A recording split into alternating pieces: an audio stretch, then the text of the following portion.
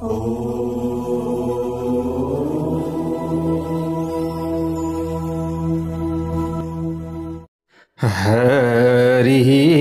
ओम। स्वस्ति श्री गणेशाय नमः।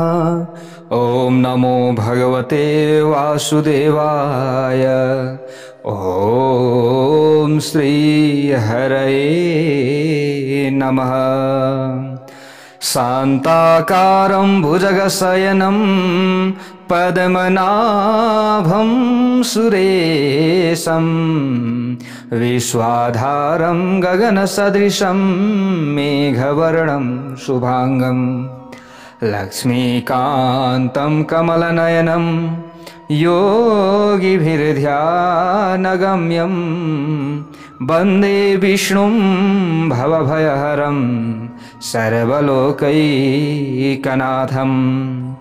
नारायणं नमस्कृत्य नरं चैव नरोत्तमं देवीं सरस्वतीं व्यासं ततो जयमुदीरयेत्। जय श्री हरि, जय श्री राधे। श्री अग्निपुराण कथा हजुरहरू श्रवण गर्दै हुनुहुन्छ। यतिखेर तपाईँ हामी आजको नयाँ भाग 10 मा उपस्थित भएका छौँ। श्री अग्नि पुराणको 18 महापुराण मध्ये अग्नि पुराण, कान्छो पुराण तपाईँ हामीले श्रवण गर्दैछौँ।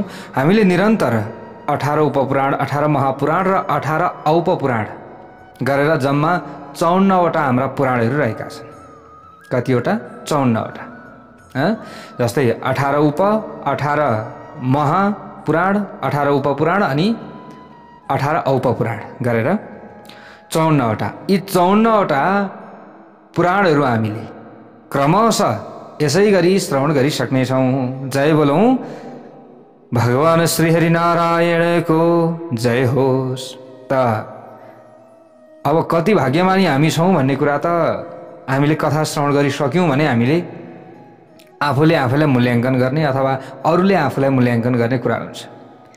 त हामीले एउटा कथा चाहिँ एउटा सुन्छौँ, अर्को सुन्दैनौँ भने त्यो आफ्नो कुरा हो। प्यारा भक्त भागवतहरू त्यसैले जति सक्दो हामीले अरूलाई पनि श्रवण गराउनका लागि आग्रह गर्ने, आफूले पनि प्रचार गर्ने र आफूले पनि श्रवण गर्ने, यो हाम्रो हो। नभए त यहाँनिर वैदिक हिन्दू सनातन धर्म मासिसके प्यारा भक्त भागवतहरूलाई हेर्नुहोस्, आफ्नो तरिकाले आफूले जागरणमा उत्रनु पर्यो कि। अहिले त पाठ्यक्रममा नै तपाईँको ईश्वरलाई अब यीबाट ईश्वर भनेर पढिएको थियो, अब यीबाट ईशा भनेर राखिदिन्छ कि। ल हेर्नुहोस्, नेपालमा सबै यस्तै भइसक्यो। अब ल सबै बिकाउ भइसक्यो। पैसाभन्दा अरू केही पनि देख्दैन मान्छेले। अहिले आफ्नो धर्म बेचिसक्यो मान्छेले। ल हेर्नुहोस् है, अब यस्तो भइसक्यो सारा संसार। हुन त शास्त्रमा बताइएको छ कि घोर कलियुगमा सबै पैसामै मात्रै मर्छन्, सबै धर्मको लोभ गर्छन् र अन्तिममा सबै पतित हुन्छन् भनेर बताइएको छ। तर तपाईँ हामी चाहिँ पतित नहौँ। हामीले प्रचार गरौँ न, कथाको प्रचार गरौँ, कथा सेयर गरौँ। सेयर गर्दै त हाम्रो केही पनि बिग्रिँदैन होला कि पैसा लाग्ने त होइन होला पक्कै पनि। मैले सेयर गरे बापत पैसा मागेको छैन नि, होइन? कुरा त्यो भइसकेपछि हामीले प्रचार गर्ने हो, होइन? फेसबुकबाट एक दिनमा 100 जनालाई सेयर गर्नु त 100 जनाको पुण्य तपाईँले प्राप्त गर्नुहुन्छ, होइन? अब भाइबर, इमो हरेक छ नि त। आफूले चाहिँ फेसबुकमा सेयर गर्ने, यी कुराहरू गर्न सक्नुहुन्छ। हुन त अब यो हजुरहरूको भित्रैदेखि आस्था भयो, यो मैले भन्नै पर्दैन, भित्रैदेखि आइहाल्छ, होइन? अब यो आस्थै छैन भने आउँदैन। अरूको कुरा सुन्छौँ नि त हामीले, होइन? हे कहाँ यसरी सेयर गर भने त अरूले के पो भन्ला। अहिले त हामी आफैलाई त्यस्तो लागिसक्यो, होइन? हामी गर्व गर्न छोडिसक्यौँ। वैदिक हिन्दू सनातनी भनेर हामीले आफूलाई गर्व गर्न छोडिसक्यौँ। ओहो मैले यस्तो सेयर गरेँ भने त, यो सेयर गरेँ भने त कसैले मलाई के पो भन्छ कि भन्नेमा हामी आफैलाई चिन्न सकेका छैनौँ, आफै डराइरहेका छौँ। अनि अरूले धर्ममाथि आक्रमण गर्दैनन् त। यो कुरा हो। अब हामी लाठी मुरो लिएर उठेर जाउँ भने कथा कसले भन्ने, हैन? कथा भनेर अलिकति जागरण दिउँ न त, अलिकति केही होस् भनेर लागि पर्यो भने कसैले चाहिँ वास्ता नगर्ने भइसकेपछि त यो तरिकाले त सबै डामाडोल हुन्छ। प्यारा भक्त भागवतहरू भोलिका दिनमा वैदिक हिन्दू सनातन धर्म नेपालमा चाहिँ धेरै नै मासिसकेला हेर्नुहोस्। तर अन्य फेरि विदेशीहरूले अप्नाइरहेका छन्, किनभने उनीहरूलाई त ढाक्न सक्दैनन् अब कसैले। उनीहरूले बुझिसके, जानिसके पिपलको महत्त्व के हो, तुलसीको महत्त्व के हो। विदेशी आएर हरे राम गर्न थालिसके। नेपाली जति सबै गोजीमा पैसा छ कि छैन, छामा पैसा छामामा पुगिसके सबै। अब शिक्षा मन्त्री बिके कि अथवा को बिकेला हेर्नुहोस्, पाठ्यक्रममा तपाईँको ईसा राखिसकेला हेर्नुहोस्। अब यस्तो छ संसार। ल अब को हो ईसा, के हो केही थाहा छैन। अब यस्तो तरिकाले लोभ गरिसके। अब तपाईँ हामी नै जागेनौँ भने अरू कसले जाग्ने, हामीले कहाँ के गर्ने। त्यसै कारणले गर्दा पहिले वैदिक हिन्दू सनातन धर्म मास्नका लागि धर्मनिरपेक्षता होइन, अनेक प्रकारका यस्ता बवन्डरहरू ल्याइयो होइन, राजा फालियो, हरेक कुरा गरे नि त। गर्दै गर्दै गर्दै लगेर अब बिस्तार जरैदेखि उखाल्न आँटिसके। ल हेर्नुहोस् प्यारोभक्त भागवतहरू, अब हामी कथा भन्नतिर व्यस्त। कथा सुनाउँदै अब कथा सुन्नु पर्यो, अलिकति जागरुक हुनु पर्यो, आफूले पनि प्रचार गर्नु पर्यो। त्यो कुरा हो नि त। आफ्नो तरिकाले प्रचार गर्नु पर्यो नि, सबै लाग्नु पर्यो, अनि मात्रै हुन्छ। नभए काम छैन। अरूले त अब दशांश भेटी उठाउँछन्, के उठाउँछन् अन्य धर्मको। अनि दशांश भेटी उठाएर पुरै चाहिँ उनीहरूले पुरै खडा गर्छन्। अनि त्यहाँबाट सबै पैसा बाँडेर अनि सबै धर्म परिवर्तन गराइसके।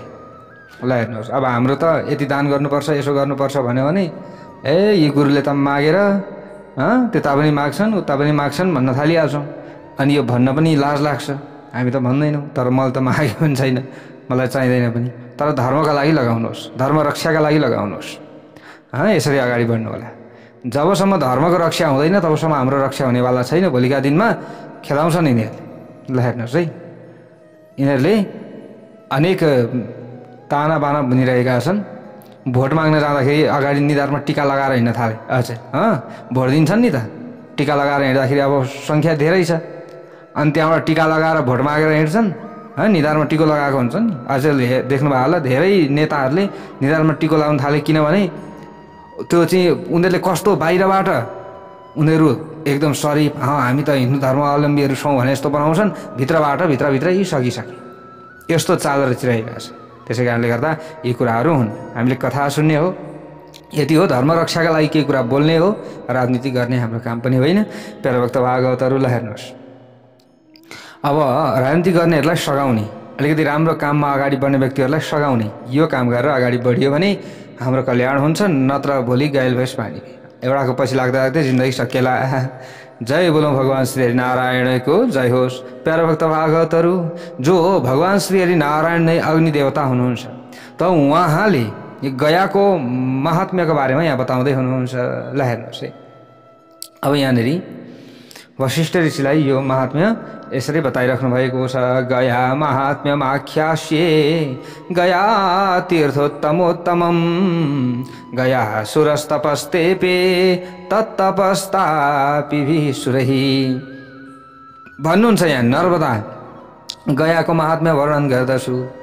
गया श्रेष्ठ तीर्थहरूमध्येको सर्वोत्तम छ। श्रेष्ठ जति उत्तम तीर्थहरू छन्, यिनीहरूभन्दा पनि तीर्थ श्रेष्ठ तीर्थ के गया हो। कुनै एक समयको कुरो हो, एउटा गया नामको असुर रहेछ। गया नामको असुरले निकै ठुलो तपस्या गर्न थालेछ। त्यसबाट देवताहरू सन्तप्त भए। क्षीर सागरमा शयन गरेका भगवान श्रीहरि विष्णुका नजिकमा गए। हे प्रभु, लौ न रक्षा गर्नु पर्यो। त्यो चाहिँ जो गया नाम गरेको राक्षस छ, त्यसले त त्यो असुरले त पुरै तपस्या गर्न थाल्यो त। अब के गर्ने? भगवान लौ न रक्षा गर्नु पर्यो, गयासुरबाट हाम्रो रक्षा गर्नुहोस् भने त भगवानले पनि तथास्तु भनिदिनु भयो। चिन्ता नगर, जसरी पनि म रक्षा गर्छु भन्नुभयो। भगवान श्रीहरि गयासुरका नजिकमा जानुभएछ त्यति भनेर देवताहरूलाई आश्वासन दिएर र गएर भन्नुभयो, ए बस्छ वर माग, म आइसकेँ, के को तपस्या गरिरहन्छौ अब यति भनिसकेपछि त्यस पछाडि दैत्यले भन्न लाग्यो, हे भगवान, दैत्यो ब्रह्मित पवित्रोहम भवेयम सर्वतीर्थदा, म सबै तीर्थभन्दा ठुलो हुन पाऊँ भनी वरदान माग्यो। ल हेर्नुहोस् है, गया नाम गरेको जो असुर थियो, त्यो असुरले वरदान माग्यो भगवानसँग। उसले त राम्रो कामका लागि चाहिँ बस्या रहेछ, देवताहरूलाई थाहै छैन। त भगवानले यसो विचार गर्नुभयो, ठिकै छ, देवताहरू बित्थामा आत्तिएका रहेछन्, यिनले त म सबैभन्दा ठुलो तीर्थ हुँ भनेर वरदानमा आएको छ, ठिक छ, यदि पाप पखाल्न सक्षम छ भने यसलाई बनाइदिउँ न त भनेर लौ त्यस्तै हुनेछ भनेर भगवानले आशीर्वाद दिएर त्यहाँबाट हिँड्नुभयो। जय बोलो भगवान श्री नारायणको जय होस्। त्यसपछि त सबै मानिस त्यस दैत्यको दर्शन गर्दै भगवान नजिक पुग्दै गर्न थाले। ल हेर्नुहोस्, भगवानले पनि त्यही आशीर्वाद दिनुभएको छ, जसले तिम्रो दर्शन गर्नेछ त ऊ सोझै म भएको ठाउँमा आउँछ भनेर वरदान दिनुभएको थियो। त सबैले थाहा पाए, जान थाले, गयाको दर्शन गर्न थाले, त भगवानको धाममा जान थाले। पृथ्वी सुनसान भयो। ल हेर्नुहोस् है, जति पनि जान्थे दर्शन गर्न सबै गइहाल्थे भगवानको धाममा। त अलिअलि गर्दा सबै भगवानको धाममा जान पाइन्छ भनेको सुन्दा सबै आउन थाले। पृथ्वी खाली भयो। ल हेर्नुहोस्, सुनसान भयो, पृथ्वीमा कोही छैन।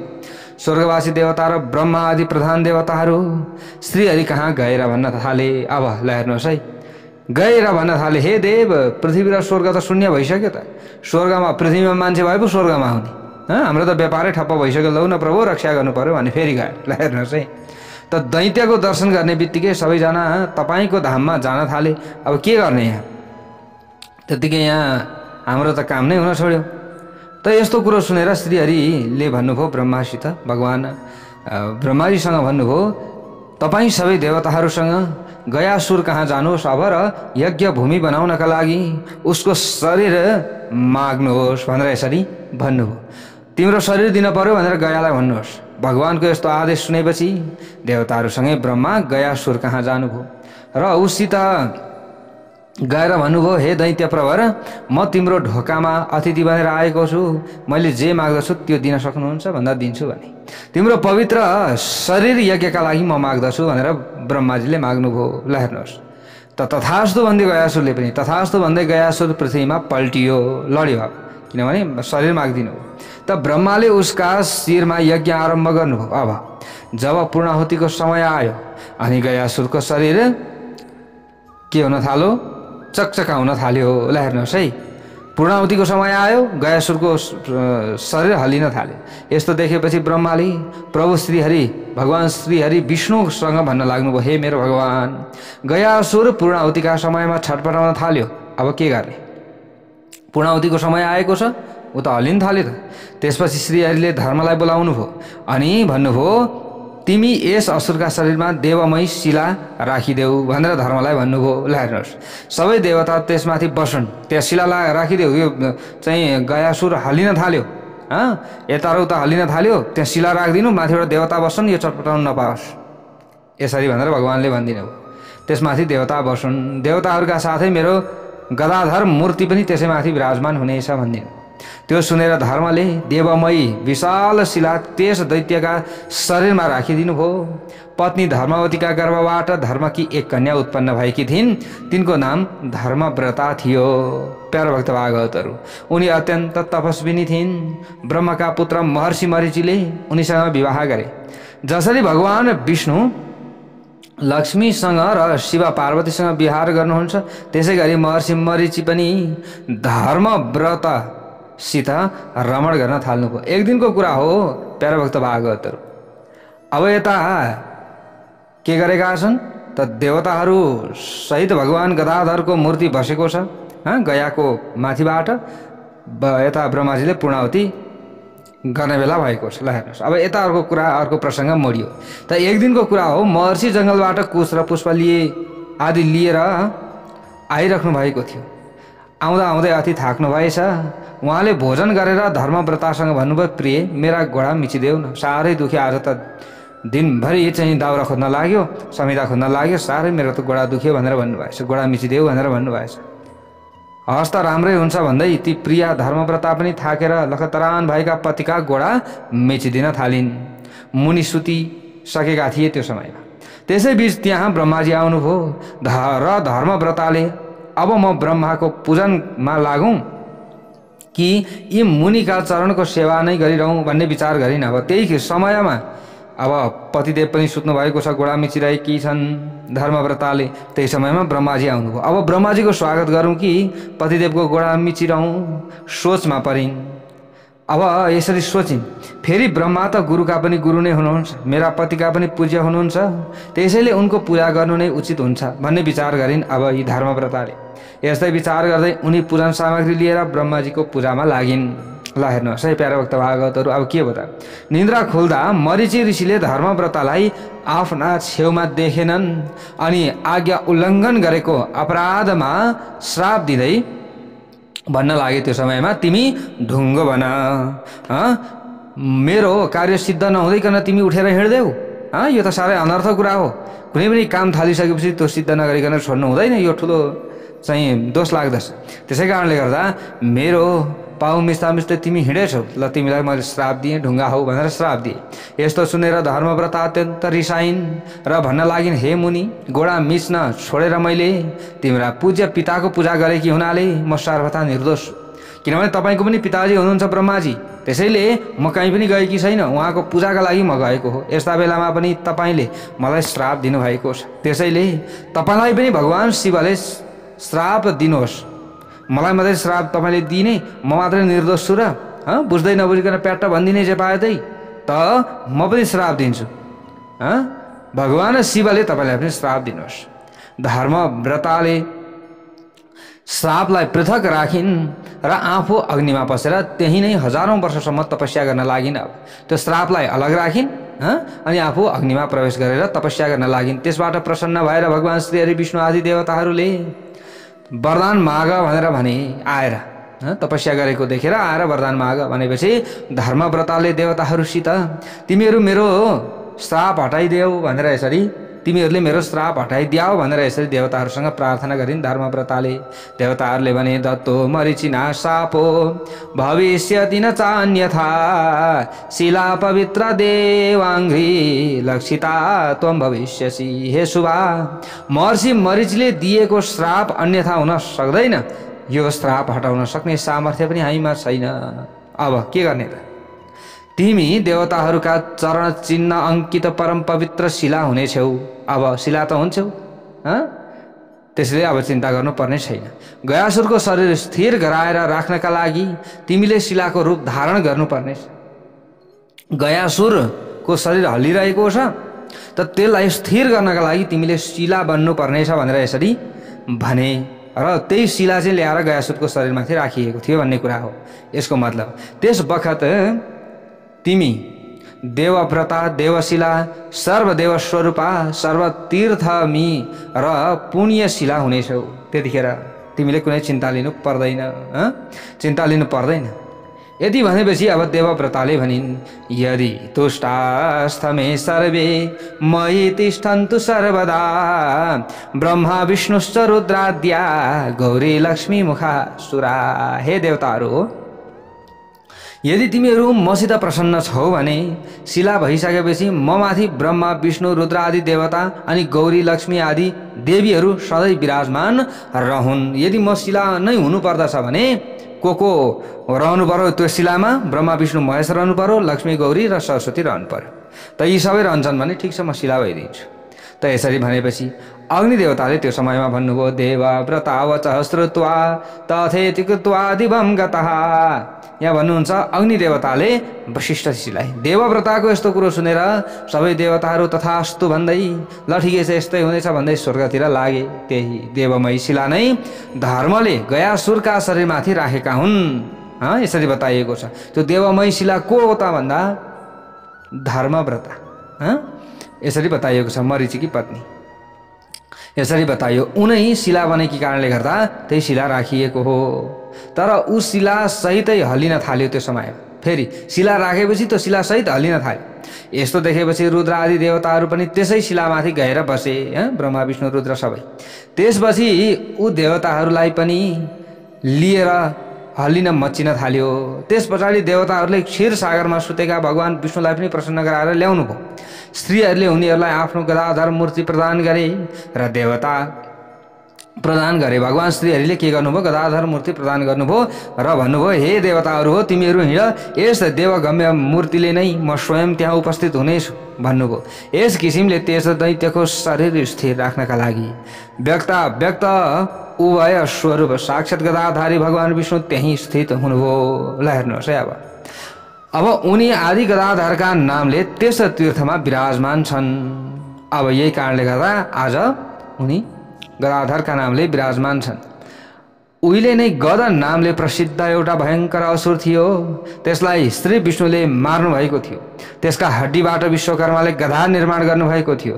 त्यो नै आदि गदा हो यसरी बताइएको छ। त्यो नै आदि गदा हो। त्यस आदि गदाले नै गदाधरले हेती आदि नाम गरेका राक्षसहरूको वध गरे। त्यसैले उनी आदि गदाधर नामले प्रसिद्ध भए भनेर यसरी यहाँनिर बताइएको छ। पूर्वोक्त देवमय शिलामा आदि गदाधर बसेपछि प्यारभक्त भागवतहरू गयासुर अडियो। अब त्यस पछाडि हल्दिन छोड्यो। त्यस पछाडि ब्रह्माले पूर्णाहुति दिनुभयो। त्यसपछि गयासुरले देवताहरूसित ममाथि कुन कारणले झुक्क्याउने काम भयो? गयासुरले देवताहरूसित भन्यो ममाथि कुन कारणले झुक्क्याउने काम भयो? के भगवान विष्णुले भनेकै भरमा स्थिर हुने थिइनँ र म त भगवान श्री विष्णुले भन्नुभएको थियो स्थिर हुनु भन्नुभएको थियो भने म स्थिर हुन्थेँ। तर ममाथि त यहाँ त अत्याचार पो गरियो। हे देवता हो, यदि तिमीहरूले ढुङ्गा मुढाले थिचेर राख्ने हो भने मलाई वरदान दिनुपर्छ भन्यो। अब फेरि ल हेर्नुहोस्, यदि मलाई ढुङ्गा मुढाले तिमीहरूले थिचेरै राख्दछौ भने मलाई वरदान दिनु पर्यो। अब वरदान माग्यो। ल हेर्नुहोस् त देवताहरूले त्यो समयमा भने तीर्थ स्याकरणे यत्व मस्माभिर निश्चलीकृत विष्णु सम्भर ब्रह्मणश्च क्षेत्रम तब भविष्यति। ल ठिकै छ, वरदान दिनुपर्दछ भने वरदान दिन्छौँ भन्नुभयो भने देवताहरूले। त्यो समयमा भने देवताहरूले हे दैत्य प्रवर, तीर्थ निर्माणका लागि हामीले तिम्रो शरीर स्थिर गराएका हौँ। त्यसैले तिम्रा यस क्षेत्रमा भगवान विष्णु शिव ब्रह्माको निवास हुनेछ। सबै तीर्थहरूभन्दा पनि बढी नै यसको प्रसिद्ध महत्त्व रहनेछ। पितृ आदि का लागि पनि यस क्षेत्रले ब्रह्मलोक प्रदान गर्नेछ भनेर आशीर्वाद दिए। त्यसो भनेर देवताहरू त्यही नै रहन लागे। ल हेर्नुहोस्, देवताहरू पनि त्यही बास गर्न लागे। अब यसरी हामीले के बुझ्नु पर्यो भन्दा गयामा सम्पूर्ण देवताहरू सहित ब्रह्मा विष्णु महेश सबै देवता त्यहाँ रहनुहुन्छ भन्ने कुरा बुझ्नु पर्यो। त्यही रहन लागे। देवी र तीर्थहरूले पनि त्यसैलाई आफ्नो निवास स्थान बनाए। ब्रह्माले यज्ञ पूर्ण गरेर त्यसै बेलामा ऋत्विकहरूलाई दक्षिणा दिनुभयो। 5 कोषको गया क्षेत्र र 55 गाउँ पनि अर्पित गर्नुभयो। त्यति मात्रै होइन, उनले सुनका पर्वत पनि अनेकौं बनाएर दिए। दूध र महको धारो बगाउने नदी अर्पित गरिदिए। दही र घिउका तलाउ दान गरे। अन्न आदिका धेरैवटा पहाड कामधेनु गाई कल्पवृक्ष र सुन चाँदीका घर पनि दान गरे। भगवान ब्रह्माले यी सबै कुरा सुन चाँदी आदिका घर सहित सम्पूर्ण दान गर्दा ब्राह्मणहरूसित भन्नुभयो, हे ब्राह्मणहरू हो, अब तपाईहरू मेरो भन्दा धेरै शक्ति भएका अन्य कुनै व्यक्तिसित कहिले माग्ने काम नगर्नु भन्नुभएको थियो। ल प्यारभक्त भागवतहरू, त्यसो भनेर उहाँले ती सबै वस्तु तिनलाई अर्पण गरिदिनु। त्यसपछि धर्मले यज्ञ गरे। त्यस यज्ञमा लोभका कारण धन आदि दान लिएर जब ती ब्राह्मण फेरि गयामै बसिरहे अनि ब्रह्माले तिनलाई श्राप दिँदै अब तिमीहरू विद्याविहीन र लोभी हौ भनेर भनिदिनु भयो। यी नदीमा अब दुध दहीको अभाव हुनेछ, अब रहने छैन दुध दही। यी सुनका पहाडहरू पनि ढुङ्गा हुनेछन् भनेर श्राप दिनुभयो। त्यस पछाडि ब्राह्मणहरूले ब्रह्मासित भने, हे भगवान, तपाईँको श्रापले हाम्रो सर्वस्व नासियो। अब हाम्रो जीविकाका लागि दया गर्नुहोस् भनेर सबैले भन्न थाले। त्यस्तो सुनिसकेपछि ब्राह्मणहरूसित अब यसै तीर्थबाट तिमीहरूको जीविका चल्नेछ भनेर ब्राह्मणहरूलाई चाहिँ ब्रह्माजीले आशीर्वाद दिनुभयो। जबसम्म सूर्य र चन्द्रमा रहन्छन् त्यस बेलासम्म यसै वृत्तिले तिमीहरूको जीविका निर्वाह हुनेछ। जुन मानिस गया तीर्थमा आउँछ उनीहरूले तिमीहरूको पूजा गर्नेछन्। जसले हव्य कव्य धन र श्राद्ध आदिले तिम्रो सत्कार गर्दछन् तिनका 100 पुस्ताका पितृहरू नरकबाट स्वर्गमा जानेछन्। ल हेर्नुहोस् है, अब यहाँनिर ब्रह्माजीले यसरी आशीर्वाद दिनुभएको थियो। यदि त्यस्ता सक्षम ब्राह्मणको यदि कसैले पूजा गर्दछन्, ती सक्षम ब्राह्मणलाई दान गर्दछन् भने उनीहरूका पितृहरू तर्दछन्। अझ गयामा गरेको दानको धेरै ठुलो महत्त्व हो। जसले हव्य कव्य आदि र श्रद्धा आदिले तिम्रो सत्कार गर्दछन् तिनका 100 पुस्ता पितृहरू नरकबाट स्वर्ग जानेछन् भनेको अब श्राद्धमा पनि ब्राह्मण भोजनको धेरै ठुलो महत्त्व बढ्दै गयो। अब यहाँ पछाडि अनि महाराज गयाले पनि त्यस क्षेत्रमा धेरै अन्न र दक्षिणाले सम्पन्न यज्ञ गरेका थिए। उनैका नामले गयापुरी प्रसिद्ध भयो। यसरी बताइएको छ। पाण्डवहरूले पनि गयामा आएर श्रीहरिको आराधना गरेका प्रसङ्गहरू छन्। प्यारा भक्त भागवतहरू यी कथाहरू छन्। त यस्तै प्रकारले अगाडि गएर अग्निदेवताले भन्नुहुन्छ उद्यतश्चोद गयाम यातुम श्राद्धम कृत्वा विधानतः विधाय कर्पटी वेशम ग्रामस्यापि प्रदक्षिणाम। यदि मानिस गया जान तयार हुन्छ भने विधिपूर्वक श्राद्ध गरेर तीर्थयात्रीको भेष धारण गरेर आफ्ना गाउँको परिक्रमा गर्नुपर्दछ। अब के हुन्छ त त्यो परिक्रमाको फल के हुन्छ ल हेर्नुहोस्। गया जाने विचार गर्यो भने आफ्नो गाउँको परिक्रमा गरोस् उसले। त्यस पछाडि प्रत्येक दिन नै पैदल यात्रा गरिरहनु पर्दछ। मन इन्द्रियलाई बसमा राख्नु पर्दछ। कसैसित केही दान लिनु हुँदैन। गया जानका लागि घरबाट निस्कने बित्तिकै पाइलै पछि पितृलाई स्वर्ग जाने खुड्किला बन्न थाल्नेछन्। अब त्यतिखेरैदेखि जब तीर्थयात्री हिँड्यो गयाका लागि भने अब जति पाइला उसले हिँड्दैछ त्यति पाइला नै खुड्किला बन्दछन् अरे नरकबाट स्वर्ग पितृहरू जानका लागि। यदि पितृ श्राद्ध गर्ने रहरले पुत्र जान्छ भने त्यसको पुण्यका सामु ब्रह्मज्ञानको केही मूल्य छैन। गाईलाई सङ्कटबाट जोगाउन ज्यान दिँदा पनि कहीँ त्यति पुण्य हुनु सम्भव छ र त्यति पुण्य हुनु सम्भव छैन। त्यसो हो भने कुरुक्षेत्रमा निवास गर्ने आवश्यकता नै के छ त। पुत्रले गयामा पुग्दै गरेको देखेर पितृहरूलाई उत्सव हुन थाल्दछ। उनीहरूले उत्सव मनाउँदछन्। यहाँ हामीले दसैँ तिहार मनाएर विभिन्न चाडपर्व आदिमा उत्सव मनाए जस्तै नि उहाँ पितृहरूले उत्सव मनाउन थाल्दछन्। उनीहरू भन्दछन् के यसले घोडाले नै भए पनि हामीलाई जलको तर्पण देला र हातले दिए त धेरै राम्रो, घोडाले दिए पनि हामी मुक्त हुन्छौँ भन्दछन् अरे पितृहरू भन्न थाल्दछन्। यस्तो ब्रह्मज्ञान अनि गयामा गरेको श्राद्ध, गाई गोठमा भएको मृत्यु र कुरुक्षेत्रको निवास यी चार मानिसका लागि मुक्तिका साधन हुन् भनेर यसरी बताइएको छ। नरकका भयले पिरोलिएका पितृहरू पुत्रको रहर गर्दछन्। उनीहरू जुन पुत्र गया जान्छ त्यसैले हाम्रो उद्धार गर्दछ भनेर यसरी सोच्दछन्। मुण्डन र उपवास गरेका तीर्थका साधारण विधि हुन्। गया तीर्थमा समय कालको कुनै सीमा छैन। त्यहाँ प्रत्येक दिन पिण्ड दिनुपर्दछ। जहिले गएर दिए पनि भयो। त्यो त्यहाँ 3 पक्षभरि निवास गर्दछन् भने तिनले 7 पुस्तासम्मका पितृहरूलाई पवित्र गराउँदछन्। अष्टका तिथिहरूमा अविदायिक कार्यमा र पिता आदिका क्षयाह तिथिमा पनि यहाँ गयामा माताका लागि छुट्टै श्राद्ध गर्नुपर्ने विधान रहेको छ। अन्य तीर्थमा स्त्रीको श्राद्ध उसैका चाहिँ पतिसँगै हुने गर्दछ। तर गयामा पिता आदिका क्रमले नवदेवताका अथवा 12 देवताका श्राद्ध गर्नु आवश्यक हुन्छ। पहिलो दिन उत्तर मानस तीर्थमा स्नान गरिन्छ अनि यस परम पवित्र उत्तर मानस तीर्थमा गरिएका स्नानले आयु र निरोगितामा वृद्धि गराउँछ। सबै पाप समूहको नाश हुन्छ। मोक्षको सिद्धि हुन्छ भनेको मोक्ष सिद्धि प्रदान गर्दछ। त्यसैले त्यहाँ अवश्य नै स्नान गर्नुपर्दछ। स्नान गरेपछि पहिले देवता र पितृको तर्पण कार्य गरेर श्राद्धकर्ता पुरुषले पितृहरूलाई पिण्डदान गर्नुपर्दछ।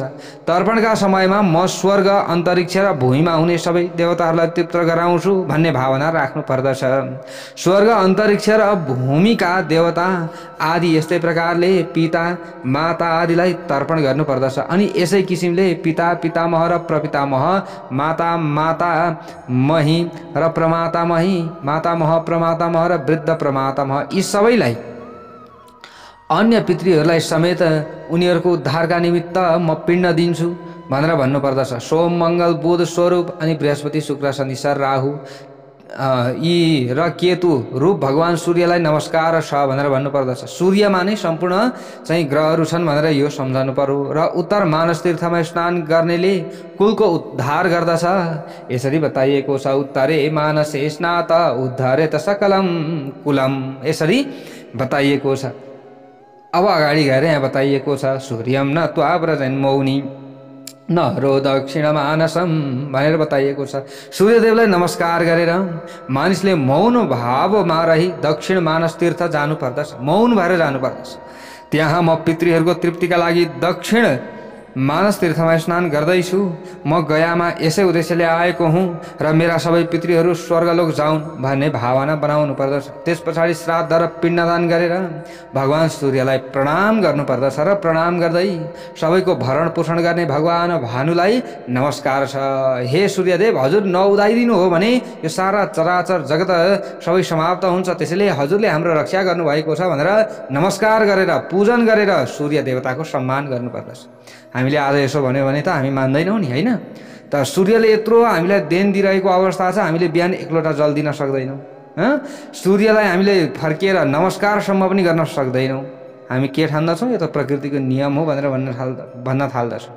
प्रकृतिको नियम त नियमै हो। जस्तै एउटा व्यक्तिले चाहिँ विवाह गर्नु अनि त्यहाँबाट सन्तान जन्माउनु, यो प्रकृतिको नियमै हो। अब सन्तान जन्माउनु प्रकृतिको नियमै हो भनेर बुवा आमाको सम्मानै नगर्ने, अनि त्यहाँबाट सन्तान त जन्मिहाल्छन्, यो प्रकृतिकै नियम हो भनेर सन्तानलाई चाहिँ हेला गर्ने अथवा सन्तानलाई चाहिँ माया ममता नदिने, अब यसो गर्यो भने यो सारा चराचर जगत चल्छ होला? चल्दैन। त्यसैले सम्मान हरेक ठाउँमा हुनुपर्दछ। जसले हाम्रो कल्याण गरेको छ उसको सम्मान हामीले गर्न सिक्यो भने मात्र हाम्रो कल्याण हुन्छ, नत्र हाम्रो कल्याण हुनेवाला छैन। ल हेर्नुहोस् त, यहाँनिर सूर्य देवतालाई नमस्कार छ भनेर भन्नुपर्दछ, हे प्रभु, मेरो अभ्युदयका साधक तपाईँ हुनुहुन्छ। अभ्युदयका साधक हुनुहुन्छ, म तपाईँको ध्यान गर्दछु। तपाईँले मेरा सबै पितृहरूलाई भोग र मोक्ष प्रदान गर्नुहोस्। साथै कव्यबाट अनल, सोम, यम, अर्यमा, अग्निख्वाता, वरिषद, आज्यय नामका महाभाग पितृहरू यहाँ आउन् भन्नुपर्दछ। त्यसो भन्दै तिमीहरूद्वारा सुरक्षित मेरा पिता माता मातामह आदि जति पितृहरू छन् तिनीहरूलाई अब जो पितृहरू छन् तिनलाई पिण्डदान गर्ने उद्देश्यले म यस गया तीर्थमा आएको हुँ भन्नुपर्दछ। मुण्ड पृष्ठका उत्तर भागमा देवता र ऋषिहरूले पूजा गरिएको कनखल नामको तीर्थ छ, त्यो तीनै लोकमा विख्यात छ। सिद्ध पुरुषहरूलाई आनन्द प्रदान गर्ने र पापीहरूलाई भयङ्कर ठुला चाहिँ नाग, जिब्रो अनि लेब्राइरहेका त्यस तीर्थमा रहन्छन् भनेर बताइएको छ। त पापीहरू जति पनि छन्, सिद्ध पुरुषहरूलाई आनन्द प्रदान गर्ने, पापीहरूलाई भयङ्कर जो सिद्ध पुरुषहरू छन् उनीहरूलाई चाहिँ के आनन्द दिने, हामीले यो बुझ्नु पर्यो यसको मतलब। अनि पापीहरू जो छन् ती पापीहरूलाई चाहिँ भयङ्कर ठुला नागहरूले डस्छन् अरे। अनि यसरी बताइएको छ त्यो तीर्थमा त्यसरी डस्ने चाहिँ पापीहरूलाई चाहिँ डस्ने खालका पनि यस्ता चाहिँ नागहरू रहन्छन् भनेर यसरी बताइएको छ। त्यसको तिनले रक्षा गर्दछन्। जसले राम्रो काम गर्दछ तिनै नागले रक्षा गर्दछन्, जसले खराब काम गर्दछ त्यसलाई नै नागले डस्दछन्। त्यहाँ स्नान गरेर मानिसले यस भूतलमा सुखपूर्वक क्रीडा गर्दछन् र अन्त्यमा स्वर्गलोक जान्छन्। त्यसपछि महानदीमा रहेको परम उत्तम फाल्गु तीर्थमा जानुपर्दछ। अनि यो नाग जनार्दन कूप वट उत्तर मानसभन्दा पनि उत्तम छ। यसलाई गयाको शिरभाग भन्ने गरिन्छ। गया शिरलाई नै फाल्गु तीर्थ भनिएको छ। यो मुण्ड पृष्ठ र नग आदि तीर्थका तुलनामा सारका दृष्टिले उत्कृष्ट सारतम छ। यसमा लक्ष्मी, कामधेनु, गाई, जल, पृथ्वी सबै फलदायक हुन्छन्। जेले दृष्टिमा मनोहर रमणीय वस्तुहरू परेको देखिन्छ त्यो फल्गु तीर्थ नै हो। फल्गु तीर्थ कुनै साधारण झिना मसिना तीर्थ जस्तो होइन। फल्गु तीर्थमा स्नान गरेर मानिसले भगवान गदाधरको दर्शन गरेपछि त्यसबाट पुण्यात्मा मानिसले के कुरो प्राप्त गर्न नसक्ला र?